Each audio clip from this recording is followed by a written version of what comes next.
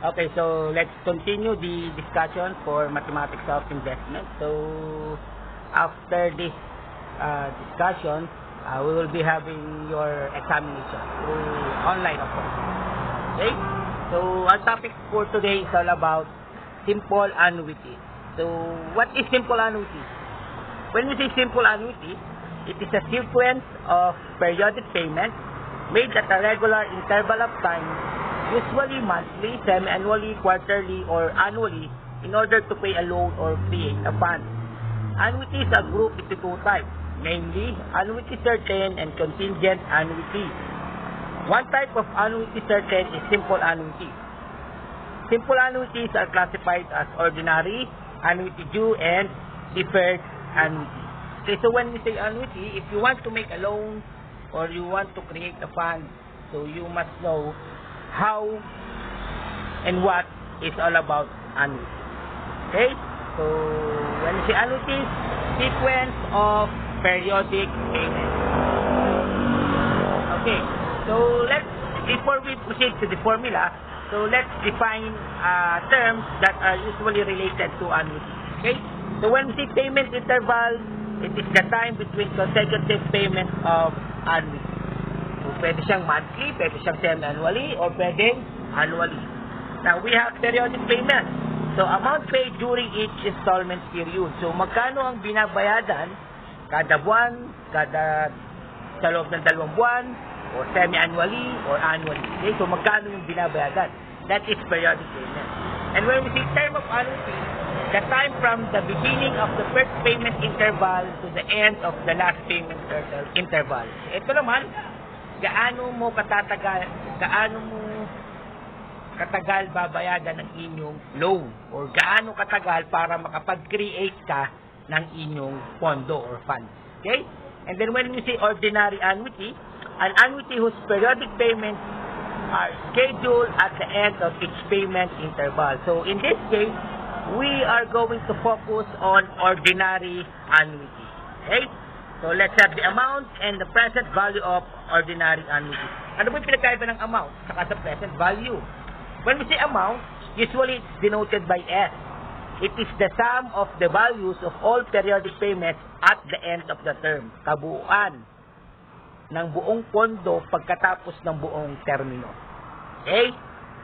So, to find the amount of an ordinary annuity, the following formula will be used. Again, when we say amount, it is denoted by capital letter S.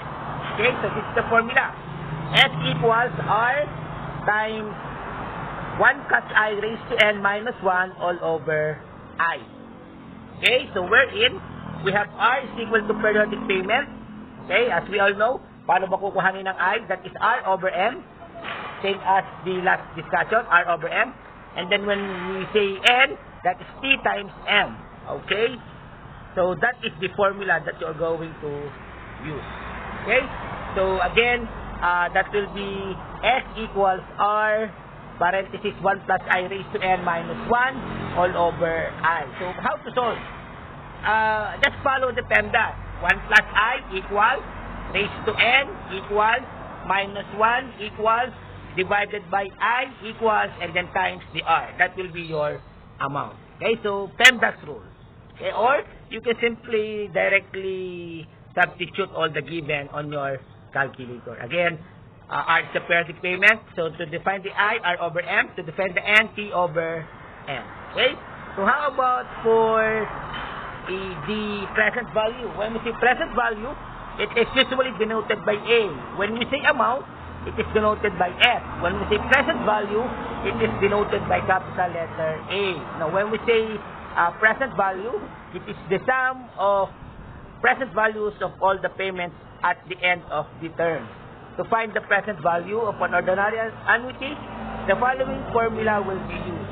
Okay, so this is the formula. A equals R times 1 minus 1 plus I raised to N, negative N all over I. Okay, I repeat. A equals the periodic payment times 1 minus 1 plus I raised to N all over I. Okay, so again, to determine the R, that is the periodic payment, and I is equal to R over M, and N is equal to T N, or time, year times the conversion period. Okay? So, therefore, you must add first the 1 plus I, and then raise to negative N, and then on your calculator, 1 minus the answer equals all over I equals times the R. So, again, better use PEMDAS rule again. PEMDAS rule. Ulit. First, 1 plus I equals raised to negative N equals. Then 1 minus the answer equals all over I equals times R. That is how to find your present value. Okay? So, let's have an example. Okay, so, before we get the example, how about the cash equivalent? To find the cash equivalent of an item bought with a down payment and a balance paid on equal installments for a period of time, the following formula will be used. Okay, so CE equals GP plus A. Or cash equivalent is equal to down payment plus A. Again, when we say A, that is the present value. So therefore, cash equivalent is equal to down payment plus the present value. Okay? So when the problem is involving down payment, so that is present value type of problem. So again, CE equals GP plus A. Okay? So when we say CE, cash equivalent, when we say GP, that is down payment. When we say A, that is the present value. Okay? So let's have an example. Okay? To determine the amount and present value of an ordinary annuity of 500 pesos each quarter, payable for 6 years and 9 months, if money is worth 14% compounded quarterly. So let's do have first the given. So the given is R is 500, okay, because we have 500 each quarter. M is equal to 4 because it's quarterly. R is equal to 14, or when you convert the decimal, that is 0.14. And as you notice, you have years which is 6 and 9 months. So 9 over 12, that is equivalent to 0.75. Therefore, your T is 6.75. Okay? So let's determine the I. To determine the I, that will be R over M. So that will be 0.14 divided by 4. That is equal to 0.035. And to determine the T, that is T times M. So therefore, that is 6.75 times 4. That is equal to 27. Okay, so let's do the computation. Okay, so ang required is to find the amount and the present value. Let's do have first your amount. That is represented by S. So therefore, upon the substitution of the given, you have S equals 500, parenthesis, times 1 plus 0.035 raised to 27 minus 1 all over I. Okay, so when you do the math, your answer is 21,879.53. That is the final amount. How about the present value? So again, substitute the formula and we have your given formula for A. So therefore, that is 500 times 1 minus 1 plus 0.035 raised to negative 27 all over I. Let's do the math. Check on your calculator. That is equal to 500 times 17.285, 36451, and that is equal to 8,642.68. You see the difference between the final amount and the present value. When we say amount, that is the total at the end of the term. When we say A, that's the present value at the beginning of the term. Okay? Amount is always bigger than the present value. Okay? So again, just follow the PEMDAS rule. Okay? Let's have another example. Okay. A computer set is offered for 15,000 down payment and 2,500 every 3 months for the balance for 2 years and 6 months. If interest to be computed at 11% compounded quarterly, what is the cash equivalent of the computer set? Okay, so again, when we say when the problem involves down payment, again, that is present value type of problem. Okay? Present value type of problem. So let's have the given. Okay. From the given, we have the down payment of 15,000. We have the periodic payment of 2,500.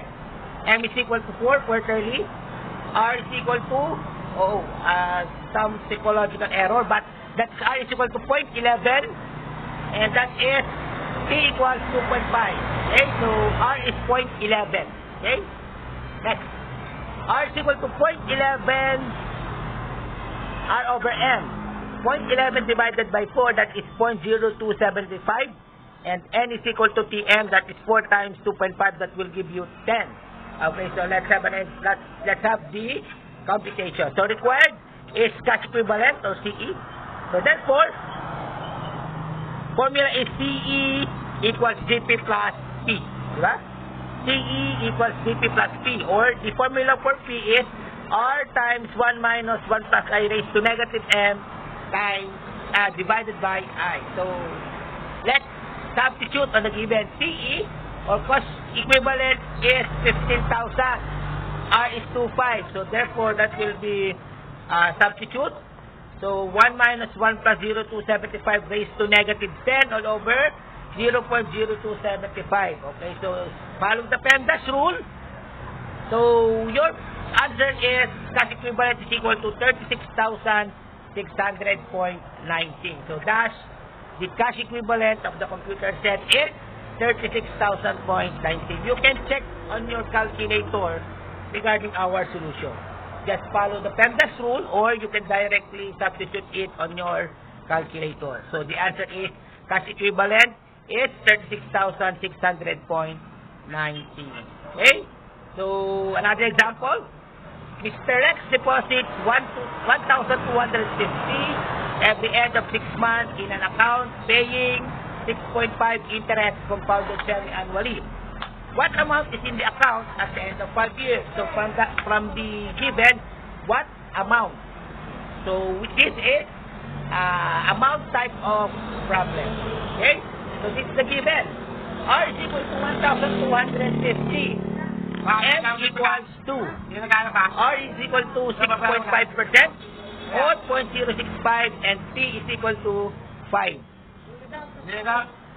Okay, I is equal to R over M or 0.065 divided by 2, that is equal to 0.0325, and N equals PM or 5 times 2, that is equal to 10. Okay, so that is amount type of problem. So let's do the computation. Required is S. So for formula for S, that is equal to R times 1 plus I raised to N minus 1 all over I. Okay, so we have I which is 0.0325, R is 1,250, okay, and N is equal to 10. So just substitute to our given formula. You can check on your calculator. Just follow the PEMDAS rule and your answer is 14,495.93. So therefore, there will be 14,495.53 in the account after 5 years. Again, when you say annuities, it is used to pay a loan or to create a fund. In this case, Mr. X wants to create a fund at the end of 5 years. Hopefully, sana maliwanag ang pagkakaiba ng present value at ng amount, final amount. Okay? So, that will be the end of your first part of the simple annuity. So, I hope you differentiate the S problem from A problem. When we say S problem, it's the final amount problem. When we say A problem, that is present value problem. And then when the problem involves the down payment, that is surely a present value type of problem. Okay? Just follow always the PEMDAS rule. So thank you very much for listening. Thank you.